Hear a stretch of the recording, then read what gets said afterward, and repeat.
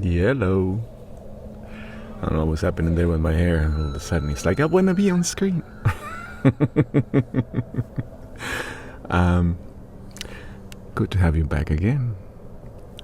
Let's get on to the topic. Since I started talking about the reptilians yesterday. Yes, I'm going there. It's like, oh no, Pancho is going to go off the deep end. He's gone to the bad place. Well, I told you. These motherfuckers, they destroyed my home. So I have a little torn I need to take out to heal, you know what I mean? But here it goes. This is a story that was, I believe this was in the book The Flower of Life, and it was a transmission or a channeling of Drumbalo Melchizedek, channeling Thoth. And Thoth told them the story of what happened. Now, this whole reptilian thing, I don't even know if it was the reptilians, but it sounds like the type. So we was all hunky-dory, just chilling,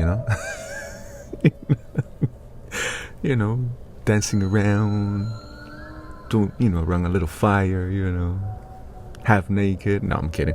I don't know exactly how it was back in those days, but the original 7 tribes, I believe it was 7, if not 12, but it was the originals basically of humankind. The Mayas were there, the Nordics were there. Just so you know that I'm not talking about certain kinds of people, but I'm talking about the type. Okay, so we was all just chilling, and these people showed up. Like in Mintaka, the tribes here, the people of the tribes, they had a consciousness that was also very feminine, and that was that of a 14-year-old girl. With us was the same way in Mintaka, where we were of a feminine consciousness. We were like teenage girls, basically. So when these older civilization shows up, taking over, these guys were like, if you picture a teenage girl against an old man, a 50, 60-year-old man. 50, I'm almost 50. I just realized that, wait a second, that's not an old man. Let's say 60 or 70, very, again, militaristic, hungry for territory, hungry for, eliminating. Basically, they were like a plague, like locust. They invade a planet, milk it for all it's worth, eliminate, eat away all the resources, and then move on. Now, the reason why these people do what they do was because essentially that's how they behave. They behave so poorly that they always ruin things, even for themselves.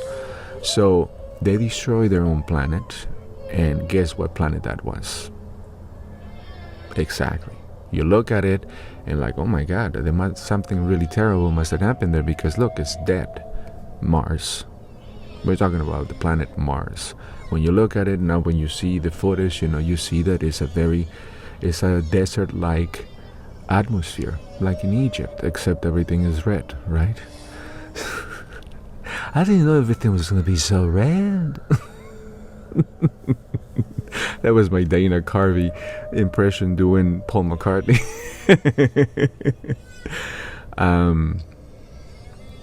So these people showed up, took over, and basically to try to complain to them like, hey, that's unfair. Basically, they moved in. They're squatters. They eliminated their planet. They destroyed it for being the way they are. And then they ended up here on Earth, taking up space and completely affecting the DNA content of humanity, throwing everything off, basically. So we were the type of people who were celebrating the sun. We were in touch with the earth. We were way better. And then these people showed up and ruined everything.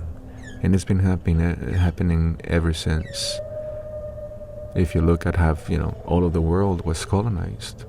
The free people of this beautiful earth were taken over by other people who just decided, well, you can keep that, we want it.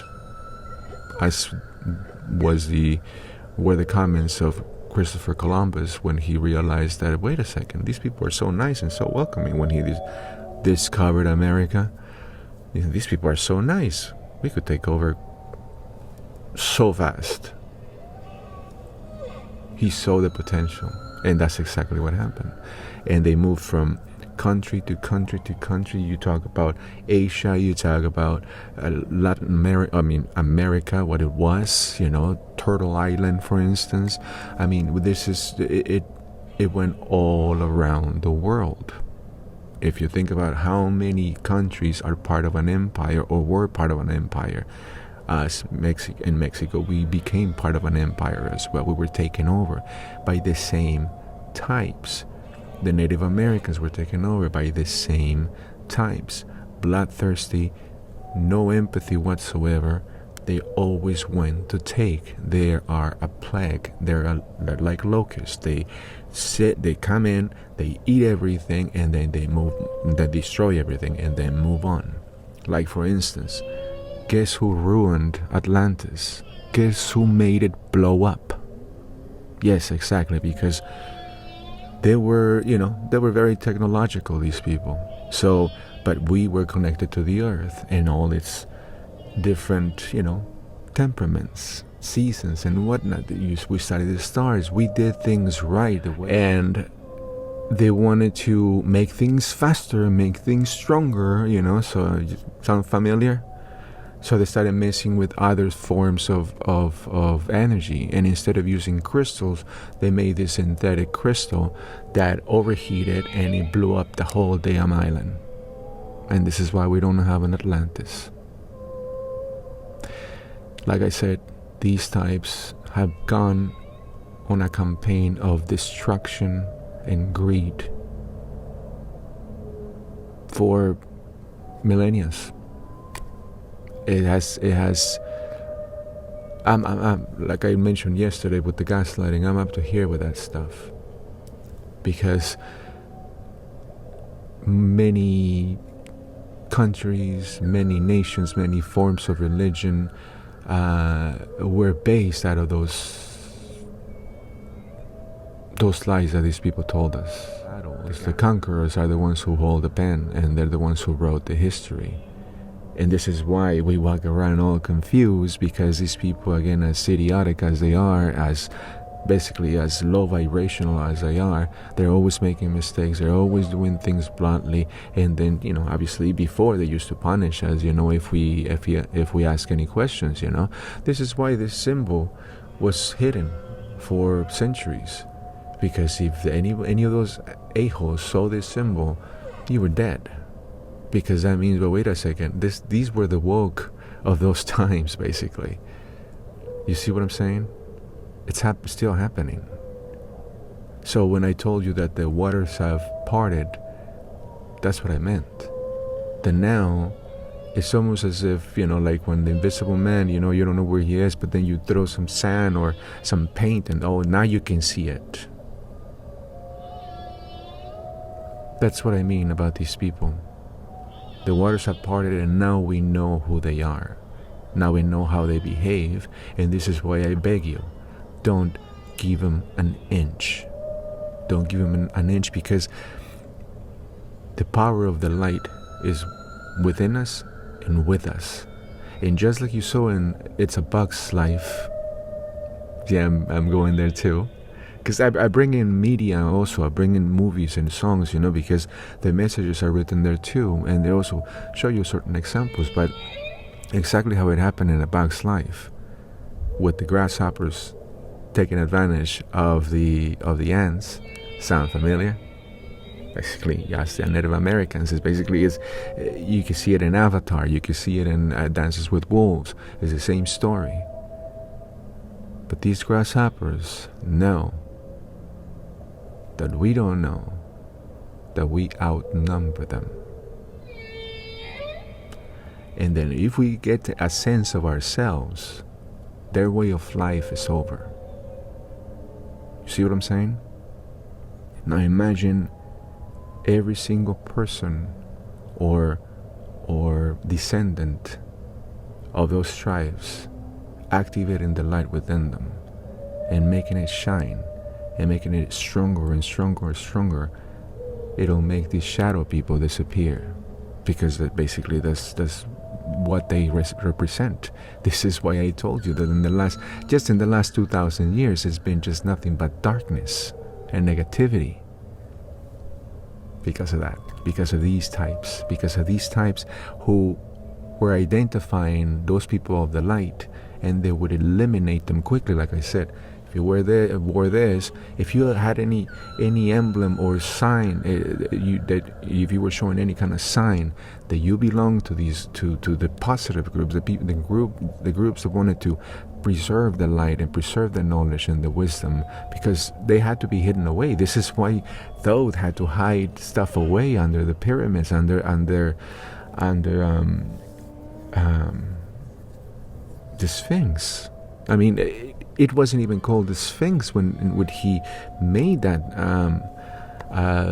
monument. It just put it there just to hide the records. And now you know the types. But these same people that were taking out our saviors, I mean, because they were representing the light, I said, get that guy. Because again, like I told you, they would act as mirrors, our saviors, our prophets. They would act as mirrors to the people around them, and the people around them who, call themselves pious and righteous. It's like all of a sudden they will be like, well, Jesus is acting this way, and you guys are acting this way. And that confusion says, wait a second, and well, they had him eliminated. And then what happened? Hundreds of years later, they realized, wait a second, this guy still has a lot of pull. There's all these secret, gatherings, people gathering in his name.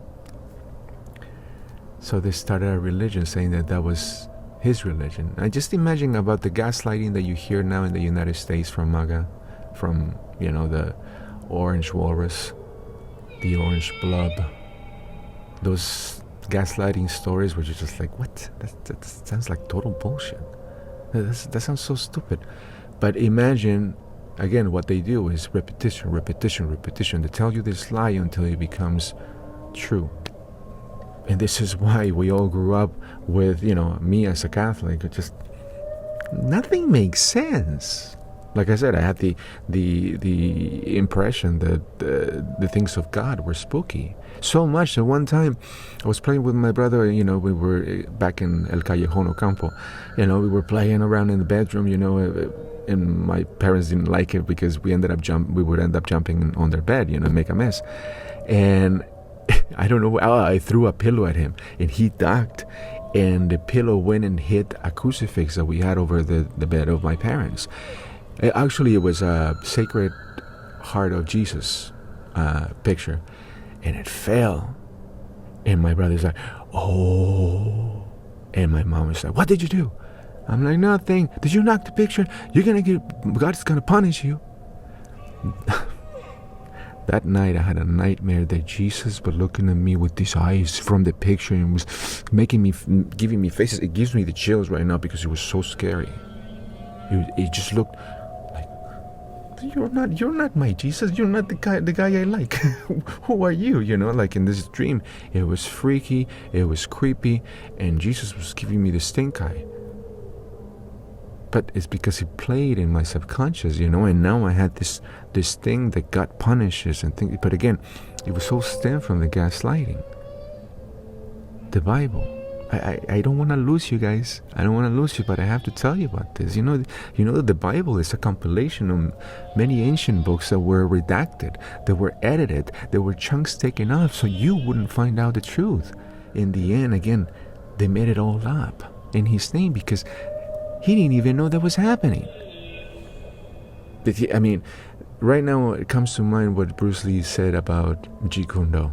That is like, he was telling his friends, if they ever start throwing, parades in my name, walk away.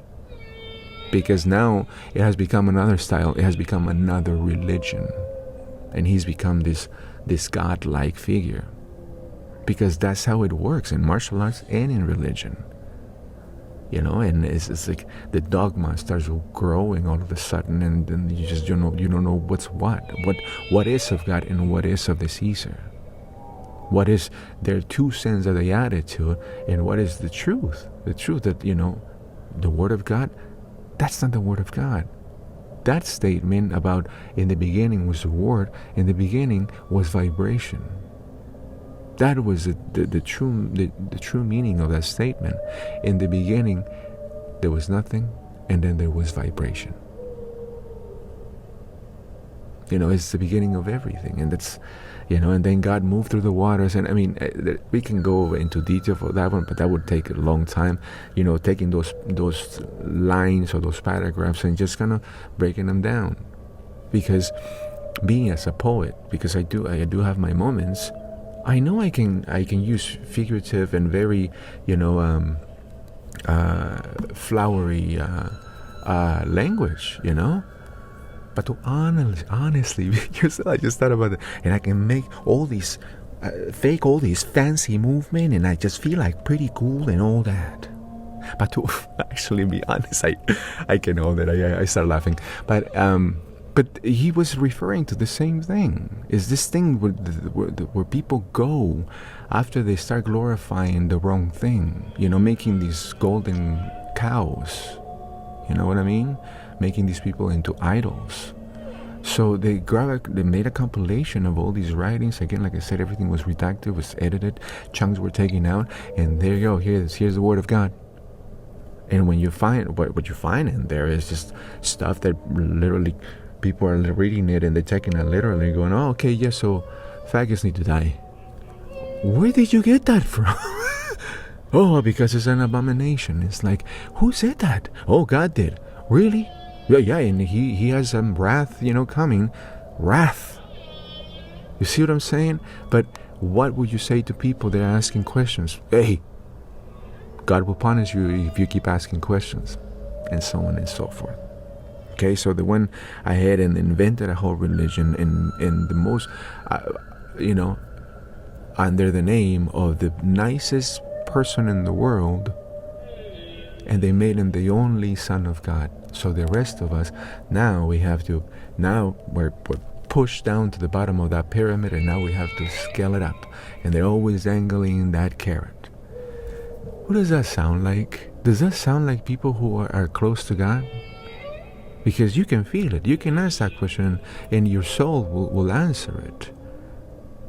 But that doesn't sound like the workings of godly people, of people who have God in their hearts, and people who know love. Because it's like, no, we're not going to do this to these people. But when you see the material that Hermes left, or Thoth wrote, like the emerald tablets, I mean, you go, well, this person really loved us. Really saw a lot in us, that he knew that we had a lot of potentials, and they said, here you go, and I want to set up schools so you can learn all this stuff. And then later on, these people were the people who were being hunted because of that knowledge, and forever and ever there's been wars, and people have broken into other countries to steal this knowledge, not just to take over, but to steal this knowledge so they can twist it around and again keep us confused. This is why everybody's running around confused. Like nothing makes sense. Does that sound like godly people? No. They're the same people who took over Mexico, destroyed all of our monuments and that we had to our gods and to our religion. Basically, they destroyed the civilization that was there, and they used the bricks, they used the stones to build their churches. People are like, oh, you should go to Cuautla, Morelos. They have like 350. They have 359 churches or something like that. Yeah, there were 359 monuments because they represented each day of the year, and that was basically there was a massacre that happened in Cuautla. Was it Cuautla? I think it was Cuautla, yes. There's a church built on top of a pyramid in Cholula, Puebla. This is what I'm talking about. That do you see how offensive that is? That it's like, no, we're gonna cover this crap with dirt, make it look like there was nothing here, but we're gonna put our church right on top of it. Now, does that sound like godly people? Or people who just want to destroy what is good and true and just give you another story and tell you, no, that we're the middlemen. You have to go through us to get to heaven. So these people realized that there was so much pull, just like back in the day of Jesus, there was so much pull on this goddess because she signified the goddess, basically Earth, our mother, for the Mexicas, Basically, this goddess had a lot of pull, and all these Indians, all of these, that's what the Spanish called us, because it's like what this comedian said is like, so is this India? It's like, no, this is like in a whole different country. He's like, this is India. No, this is something else. You're Indians, and that's how it stuck. That's how it stayed, and yeah, that we're Indians. So anyway, so all these Indians were showing up to see this lady, this statue, and they would lock her up, they would hide it, and they would, the citizens, the people would find her, and wherever they would they had her in a cage in some building. It was like a university or something, and they had her in a cage, and the people still would show up. So guess what the Spanish did? The Spanish church, they gave us the Virgin of Guadalupe. They had one of the Indians who were artists. They painted the picture of this beautiful lady who had our color skin, and took some of the symbols that were on that goddess, Huatlicue, and they put her on this new lady. She was the same goddess basically, and basically they just replaced it. And I said, oh, this is the goddess, and this is what they have always done. And throughout history, they grab from this religion and that religion, all Asian religions. Like, oh, we got that too. And we basically, if they were trying to, get you to join, and you say, well, I'm practicing this religion. Oh, we have that too. And they just kept adding and adding it. This is why we celebrate Christmas on the 25th of December and all those stuff, because of all the other religions, because of the, what was it, it's not the equinox, it's I can't think of it. But it happens, around the 25th. The birth of the new sun or something like that, I believe that is. But yeah, they took all our ancient traditions and they twisted them around. And some of them, like for instance, being out in nature, what did they do? They demonized nature. That if you went in the forest by yourself, you had a pact with the devil, and if you talked to animals, you had a pact with the devil. Does that sound like godly people?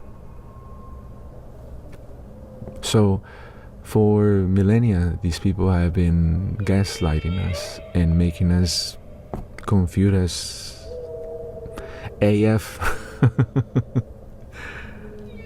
It's funny now, but this is why it tells you, don't give them an inch. Don't give them an inch. Especially since I was raised by these types. They are the snake that seduced Eve, if you will. They are the type of people who will seduce you with their words and change your mind and make you become, if you think about it, become hateful in the name of God. When you hear things like God's army and I'm a knight in the God's army, and just emphasizing this warlike culture. This is where these people came from. You wonder where the concept of survival of the fittest came from. I mean, when it was obvious that what's his name, Darwin was speaking about the adaptability of things, of the living world.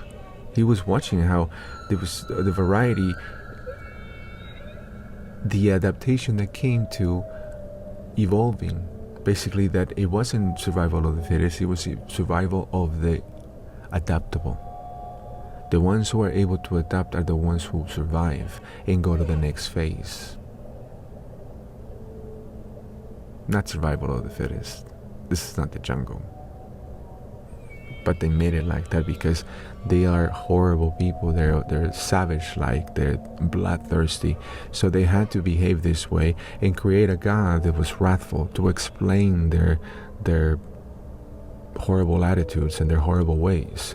That if you were punished, it was because it was in the name of God. It was because you crossed God. But no, it wasn't that you crossed God. It's you crossed their rules and their specifications of what God is. You see what I'm saying? That sometimes, like for instance, maybe it doesn't have to do with it, but it's kind of like this. When people today, they start talking about, there's all these illegals voting and this and that. They are muddling the waters. It's like when you have still water you can see, but then they go and just make all this splash, and the mud comes up and now you can't see a damn thing. But see, this thing is already illegal. Illegals cannot vote. So there isn't a problem, but these guys invented the problem, so then later on they go, see, we're going to fix this problem. What problem? There was no problem. You invented the problem. Well, but see, now we're changing things. See, we're going to fix the problem. And see, we fixed the problem. There was no problem to begin with. You see what I'm saying? So they have been doing that kind of stuff to us. As people who want to get close to God. And we, whenever things are going wrong and, or you just did something wrong, your mother always says, you're going to church. And in my experience, it's like going to prison. You end up getting better at being a criminal. Like in Shawshank Redemption. It's like, what was his name? Andy. He was a straight arrow outside. He had to go to prison to become a criminal. I thought I'd leave it in a positive note after this kind of a darkish topic. But you have to know the shadows so you know what the light looks like. You have to know the shadows so you know the light. Because what you gonna do when Jesus comes back?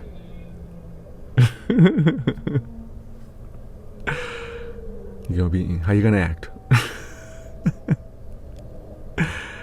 By the way, Jesus or the Christ is back, and it's all within us, and it's all ready to spark up that beautiful indigo light to just show you the truth, show you the infiniteness that you are.